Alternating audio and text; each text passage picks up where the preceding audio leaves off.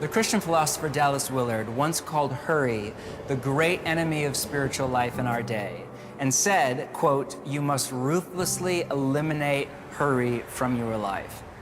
When I first came across Willard's line, "You must ruthlessly eliminate hurry," I was a burned out megachurch pastor on the verge of an early midlife crisis, and I was hyper aware that something about the way I was following Jesus was off kilter. If to follow Jesus is to organize your life around three basic goals: be with Jesus, become like Jesus, and do what he would do if he were you, then year over year, I was moving in the wrong direction. I felt less and less with Jesus due to everything from workaholism and a jam-packed schedule to just addiction to my phone. I felt less like Jesus, less loving and joyful and at peace, and more on edge and angry and irritable and stressed out of my mind. And I had a sneaking suspicion that much of what I did with my life and work as a pastor was not actually motivated by love for God and neighbor, but by something more sinister in the depth of my soul, by my own ego and ambition and greed. Something was seriously wrong. And when I first read that line, that hurry is the issue kind of underneath all of the issues, I had two equal and opposite reactions. My first thought was, really? Hurry? That sounds ridiculous. I mean, I live in Portland, Oregon, which is one of the most secular cities, not only in America, but in the world. And if you were to ask me prior to hearing Willard's thesis, hey, what's the greatest challenge you face in following Jesus in your city? I have no clue what I would have said, but I doubt that hurry would have even made it in the top 10. The longer that I sit with Willard's thesis, that hurry is the great enemy, that it's the issue underneath all of the other, or so many of the other issues of our day and age, from outrage culture to chronic anxiety to the epidemic of burnout to the rise of loneliness and the breakdown of the family and the social cohesion and political polarization, so many things, the more I think that he was onto something. Corrie ten Boom, the Dutch saint who saved so many Jews from the Nazis, said, "If the devil can't make you sin, he'll make you busy." But if you think about it, busyness, or if you prefer the moniker hurry, and sin have a very similar effect. They cut off the soul from its life source in God. Many of us are just too busy to live emotionally healthy and spiritually rich lives with Jesus and his community.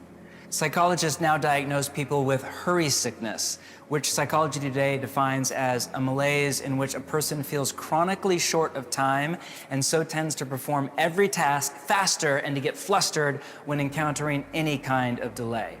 Rosemary Sword, who is a time perspective therapist, and yes, that is a thing, and psychologist Philip Zimbardo of Stanford, in their book on this subject, offer 3 symptoms to self-diagnose whether or not you have hurry sickness. Number 1, you move from one checkout line to another because it's shorter. Number 2, when you come to a stoplight, you count the cars ahead of you and you change lanes. You know who you are. And number 3, you multitask to the point that you forget one of the tasks. Any of you? Not to play armchair psychologist, but I'm pretty sure that we all have hurry sickness, myself included. And the ongoing effect of that kind of level of chronic busyness on our soul and our society is starting to take its toll. Think about it. What's the first thing that most people say when you ask the kind of cursory, "Hey, how are you?" Most people say what? "Good, just busy." Pay attention and you will hear this. "Oh, I'm good, but busy," across all of the lines that divide our nation right now. Gender, class, ethnicity, the urban-suburban, rural divide. Everybody I talk to is busy. College kids are busy, young parents are busy, professionals are busy, working class people are busy, retired couples are busy, Democrats are busy, Republicans are busy. Everyone I know is busy. Now, we need to clarify that there are different types of busyness. There's a healthy type of busyness that just means you have a lot to do, that you're not wasting your life playing video games and watching Netflix hours a day, but you're giving your life away to what matters. By that definition, Jesus himself was busy. You could argue he was very busy. But there's another more toxic type of busyness, which is what most of us mean when we say, "Hey, I'm busy." And that's when you have not a lot to do, but too much to do, and not enough time to do it. The essence of that kind of busyness, or if you prefer, of hurry, is when we have a lot to do, not enough time, and so the only way to cram it all in is to speed up our mind and our body and our relationships, including our relationship with God, to a frenetic pace that is out of sync with the flow of Jesus. But it's true, I was cut to the heart by reading Ruth Haley Barton's 10 signs that you're moving too fast through life. Number 1, irritability. Number 2, hypersensitivity. It doesn't take much to set you off or offend you or hurt your feelings. 3, restlessness. When you actually do try to rest or Sabbath or take a nap or take a day off, you can't calm down. You have to check your email or whatever. Next is compulsive overworking. Then emotional numbness. You just can't feel the full breadth of human emotions, empathy, wonder, gratitude, just kind of anger and anxiety. Escapist behaviors, just binge watching Netflix or doom scrolling Instagram. Disconnected from our identity and calling. We forget who we are and who we aren't, what we're called to do and what we're not called to do. And we just get sucked into the tyranny of the urgent and a performative identity to make other people like us. 7, not able to attend to human needs, basic things like sleep. Did you know that before Edison and the light bulb, the average American slept 11 hours a night?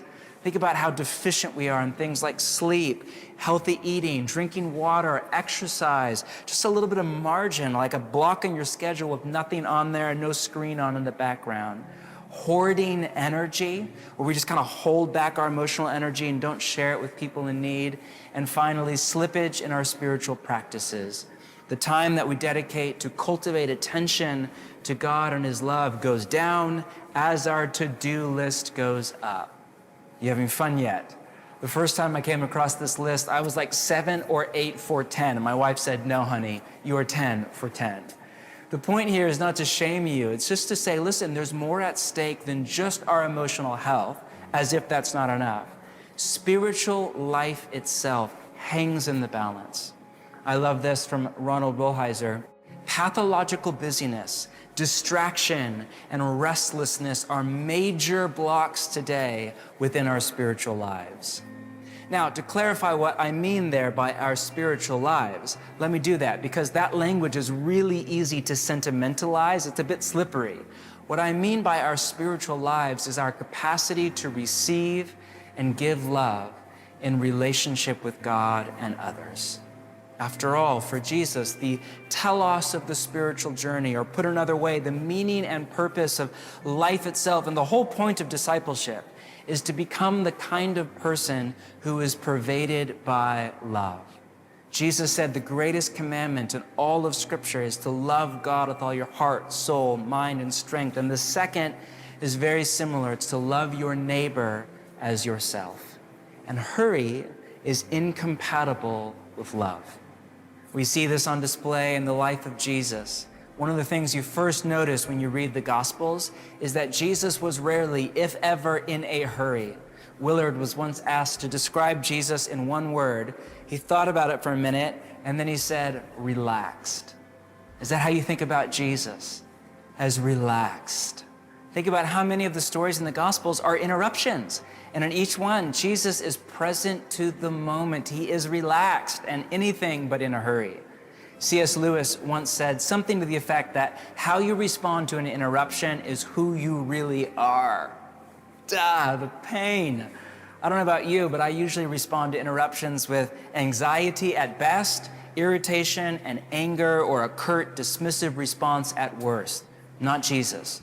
His response was compassion, wisdom, presence, with love. The hard truth is, hurry sabotages our capacity both to receive and to give love with God and with neighbor. And the deepest ache of the human heart is to give and receive love. I believe that the call to follow Jesus in our day is a call to slow down and match our pace of life to His, to take on what He called the easy yoke. An easy life is not an option, but an easy yoke is. Over the next 4 sessions, the plan is to explore how to slow down through 4 practices from the way of Jesus. They are silence and solitude, Sabbath, simplicity, and slowing. But step one on the spiritual journey is desire. You have to want it. Do you want to become a person who is pervaded by love? If so, how bad do you want it? Bad enough to get off the merry-go-round of hurry, to get off the drug of speed, and to go on the long, hard journey of change, to come out the other side free and at peace? If so, there is ancient wisdom from the life and teachings and way of Jesus for you and I to design a slower and a simpler life.